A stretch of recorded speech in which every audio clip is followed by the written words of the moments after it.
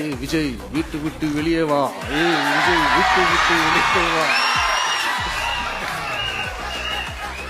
இப்படியெல்லாம் கேட்கும் போது எனக்கு எப்படி அது தோணுதுன்னா, ஐயோ இவங்க ஒவ்வொரு வீட்டுல இருக்கிற ஒவ்வொரு விஜயும் இவங்க கூப்பிடுற மாதிரியே எனக்கு தோணுது. அப்படிதான் எனக்கு தோணுது. அதனால பொறுங்க பாஸ், வருவாங்க, முறையா வருவாங்க. ஓட்டு போடுற அன்னைக்கு ஓட்டர் ஐடிய கையில் எடுத்துக்கிட்டு ஒவ்வொரு வீட்டில் இருக்கிற ஒவ்வொரு விஜயும் ஒவ்வொரு விஜயும்